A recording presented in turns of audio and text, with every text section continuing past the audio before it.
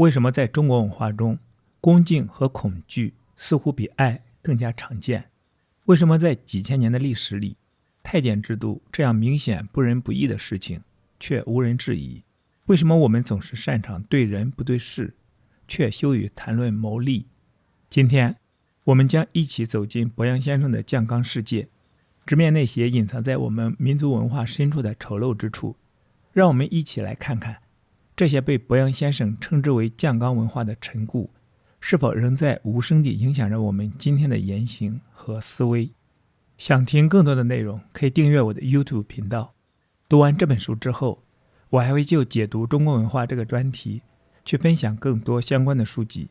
我们共同查杀掉自己头脑中的中国文化病毒，在个体精神层面做到文化出埃及，早日跃迁到现代文明的状态。让我们开始吧。起敬起位的哲学，以权势崇拜为基石的5000年传统文化，使人与人之间只有起敬起位的感情，而很少爱的感情。写到这里，准有人豪曰：我们有人啊！提到人，话就得分两方面说。一方面是有人，固然是有人，但也只是书上有人，行为上人的成分实在稀薄，所以我们动不动就拉出来亮相的人，只能在书上找，很难在行为上找。另一方面，人似乎并不是爱，爱也似乎并不是人。人是当权派对小民的一种怜悯和同情，乃施舍的、赐予的，表示慷慨大度，幼儿园教习对小孩子的。事实上是，人与人之间充满了恭敬和恐惧，有些是由敬生惧，像孩子对父亲；有些是由惧生敬，像娼妓对嫖客，像大臣对皇帝，像小民对官吏，像囚犯对狱吏。君不见朱全忠先生当了皇帝后大宴群臣的揭幕乎？他哥哥朱瑜先生骂曰：老三，你这样造反不怕灭族呀？弄得不欢而散。史书上立刻称赞他哥哥是大大的忠臣，其实他哥哥只是恐惧灭族而已。正史上这种节目多的是，任何一件事情如果剔除了恐惧的成分，剩下的感情就不堪闻问矣。红楼梦上，贾宝玉先生对林黛玉女士曰：我心里除了俺祖母、俺爹、俺娘外，就只有你了。我老人家一直疑心这话的真实性，说贾宝玉先生爱他的祖母，爱他的娘，一点不假。如果说他也爱他爹，恐怕问题重重。全书中就用显微镜找，恐怕也找不出一星半点爱老爹的迹象，而全是恐惧。一听爸爸叫他，就如同五雷轰顶。一个孩子对父亲竟是这种感情，在潜意识里，他恐怕巴不得老头早死。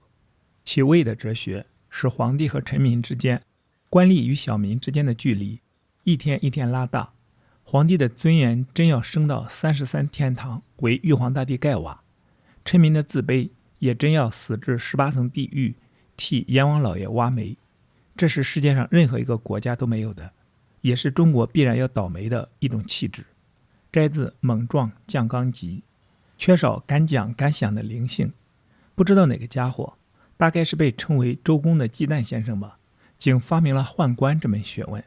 男人虽是男人，生殖器却是被割掉了的。该一类朋友有男人的用场，而没有男人的危险，真是绝大的贡献。故当皇帝的一直乐此不疲，为中国5000年优秀的传统文化之一。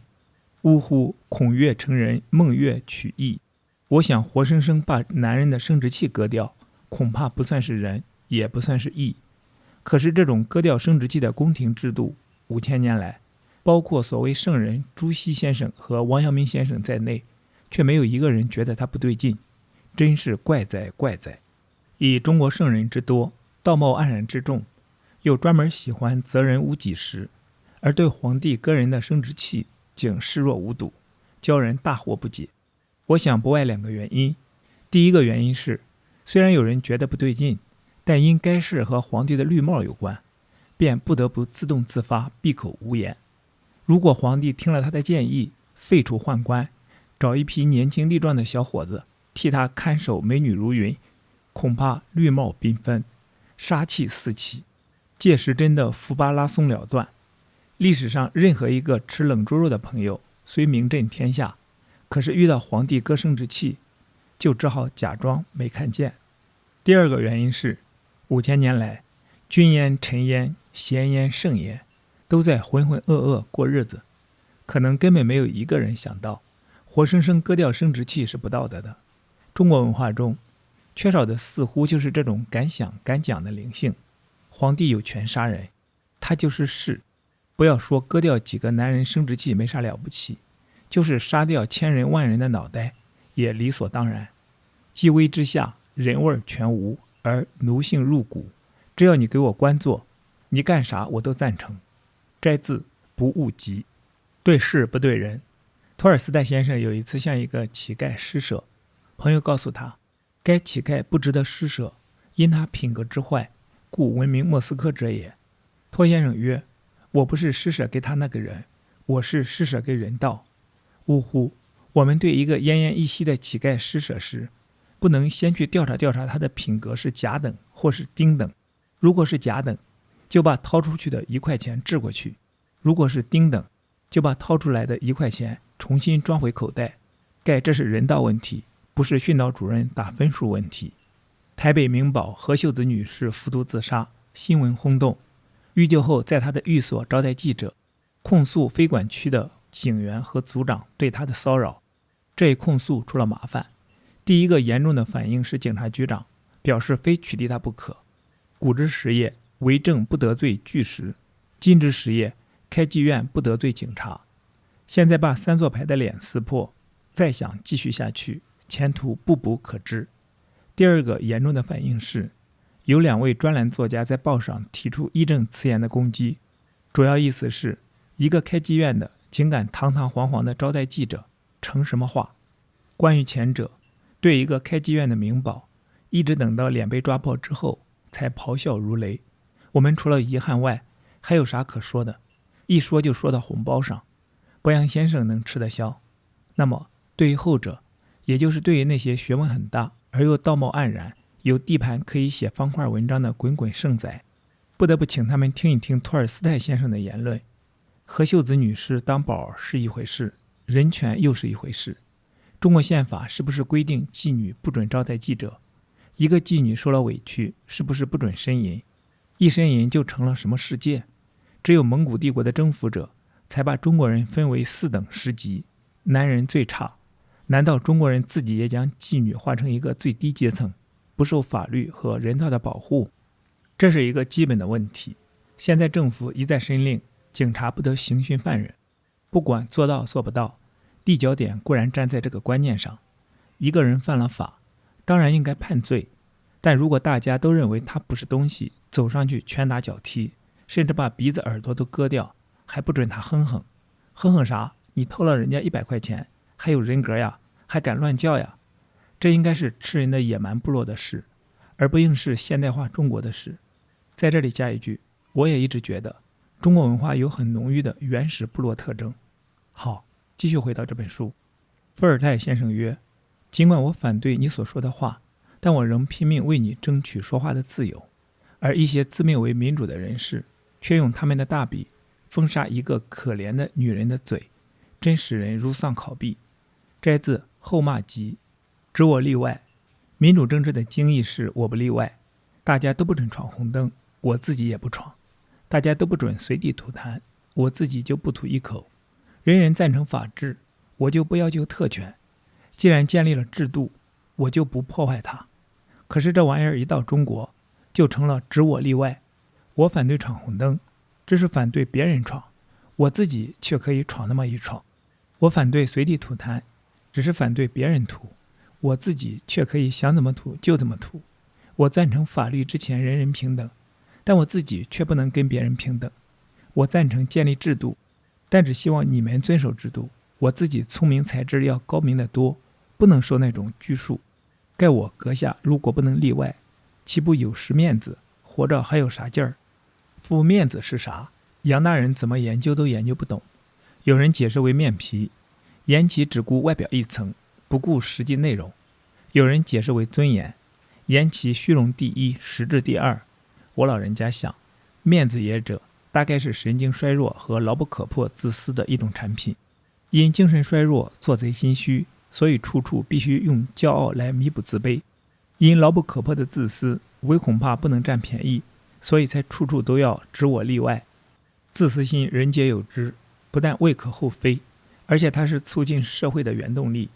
但这种自私心一旦超过某种限度，成了臭屎球，就只好抬到太平间门口等着断气。呜呼，一个计划也好，一个办法也好，一个会议也好，一个决策也好，甚至一件官司也好，参与某事的家伙第一个念头就是俺可以在里面有多少好处，那就是说俺可以弄多少钱，享多少特权，少负多少责任，一字一句，一举一动都在这上面兜圈圈，上也如此，下也如此，你如此，我也如此，大家抱着臭屎球死也不放。摘自《猛撞降纲集》。谋利有啥不对？孙观汉先生认为旧观念和降纲名义实同。伯阳先生想，他们似乎只是一部分相同，旧观念中也有好的，在旧观念下产生的行为也有和日月齐名的，只有降纲区观念即令它是新的，也是堕落的、恶毒的。在旧观念中，一直到今天，人们还瞧不起做生意，认为做正当生意赚钱是丢人的，这跟文化走到岔道上有关。盖我们的文化本来是走在光明大道上的，却被长期的封建政体和儒家学派圣人们群策群力，连推带打，活生生地塞到降纲里。大家最初还叽哇乱叫，后来降成了降纲区，不要说叫了，连哼的声音都归于沉寂。孟轲先生的学说便是何必约利，唯有仁义而已的。这位不约利的祖师爷为千万个降纲区制作了仁义的假面具，明明害了杨梅大疮，鼻子都烂塌了，却把面具一戴，喊曰：都来看呀，俺好漂亮呀。在表面镇静而心里奇痒的状态之下，儒家朋友对商人充满了轻视、嫉妒、愤怒。一提起商人，就是奸商，奸商当然多的是，但公务员中也有坏蛋，却从没有听说过有奸官的。不过赃官一词倒是层出不穷，夫商人以正当合法的手段赚了钱，吃得好一点，住得好一点，就有人眼红。而3年清知府10万雪花银却他妈的高贵的不得了，人人翘起大拇指，称赞他有办法。一位中国文化学院夜间部的学生向伯阳先生谈到他的教习傅宗卯先生。傅先生讲课很受学生们的欢迎，不仅口才好，而且有深度。日前他在该院这学期最后一节课时，曾对儒家的那种正其义不谋其利的学说迎头痛击。傅先生鼓励学生用正当合法的手段赚钱，谋利不是一种耻辱，谈钱谈利也不是一种耻辱，恰恰相反的，那是一种光荣。儒家那种口不言利、口不言钱，但心里却塞满了钱和利的畸形观念，必须纠正过来，社会民生才能蒸蒸日上。那位学生在转述这段话时，对傅先生充满了尊敬。伯阳先生听了这段话时，对傅先生也充满了尊敬。盖中国人心中那块隐藏的私欲必须取消，这块保留地一天不取消，自私心便一天牢不可破。哀莫大于心死，呜呼，心死者自私心牢不可破之谓。也有一种现象，不知道读者老爷注意到没有，中国人讲仁义说道德的嗓门可是天下嗓门中最高的，聪明才智和判断力也可是天下第一流的。问题是千万不能碰到心里那块保留地，只要碰到那块保留地，就立刻糊涂成一罐浆糊，什么原则什么逻辑都会女大18变。摘自《猛撞降纲集》。沉重的感慨，在中国社会上，侠义情操已被降成了管闲事，对之没有一丝敬意，更没有一丝爱意，而只有嘲笑和猜忌，或尊之为傻子，或尊之为好事之徒，成为千古以来最大的笑柄和千古以来最大的阴间。年轻人血气方刚，可能考虑不到这些，既令考虑到这些，也可能不在乎。而伯阳先生早已老奸巨猾，我岂能惹这种无聊的麻烦？这正是我老人家聪明之处，世人不可不知。盖中国人最大的特点是聪明过度，中国社会正是由这种无数聪明过度组合而成。而聪明过度是吝啬同情心的，这不能怪谁，同情心一丰富就聪明不起来。中国人同情心的贫乏，使狄仁华先生有沉重的感慨：一团沸腾的灵性被降成了一条麻木的酱缸蛆，要它活泼起来，恐怕非一时之功所可收效。摘自《猛撞酱缸集》。第一是保护自己。圣人曰：知而不行，不为真知。仅知合作的重要，而不能在行为上合作，就不算真知。仅了解团结就是力量，而不能在行为上团结，就不算真了解。毛病似乎并不是出自中国人本性，而是出自大家吃儒家学派的药太多，吃的跟博洋先生尊度一样，害了消化不良之鸡。盖儒家在原则上只提倡个体主义，而不提倡群体主义。孔丘先生对那些有教无类的二级圣人教来教去，固然也涉及到群体行为，但涉及的分量却比蚌壳里的珍珠还要稀而且少。大多数言论都是训练个体的。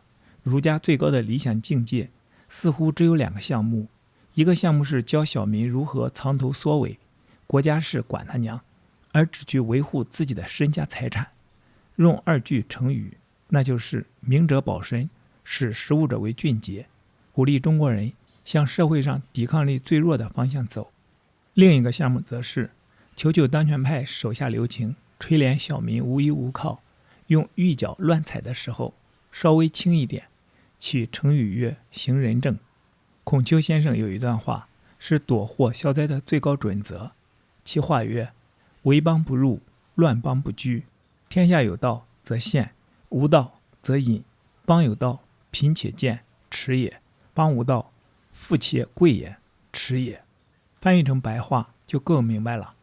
危险的地方千万不要去，危险的社会千万不要住。天下如果太平，就出来弄个官；天下如果不太平，就赶紧保持距离，能溜就溜。国家大治，而你却没有弄个官，丢人；国家大乱，你却弄了个官，也同样丢人。这段圣人教训充满了聪明伶俐和见风转舵，人人变成了滑不溜秋的琉璃蛋。别人把天下打太平了，他就当官；等需要大家抛头颅洒热血的时候，他却浇底抹油，便宜是教他一个人占尽了。把儿子女儿送到美国传种的老头老太婆，大概就是儒家的正统，可担当孔孟学会理事长。在施礼言那里，只有努力适应，努力使自己安全。千金之子坐不垂堂，知识分子连可能有瓦片掉下来的地方都不敢去，则对政治的腐败、小民的疾苦事不关己，看见了就假装没看见。盖看见难免生气，生气难免要嚷嚷，嚷嚷难免有祸事。呜呼！儒家的全部教训中，很少激发灵性，很少提到权利义务，很少鼓励竞争，而只一味要他的徒子徒孙安于现状，楚楚满志，啥都可干，就是不可冒任何危险。所以孔丘先生谁都不赞成，只把穷得叮叮当当的颜回先生当成活宝，努力赞扬他的安贫气质，却不敢进一步研究研究使这位2级圣人穷成这个样子的社会责任，更没有想到应该如何去改造这个群体的社会，而只是瞎着眼教人穷也要快乐呀。一旦每个中国人都这么快乐，国家民族就堕落成原始社会。摘自《猛撞酱缸集》。好，今天的读书分享暂时到这里，谢谢，再见。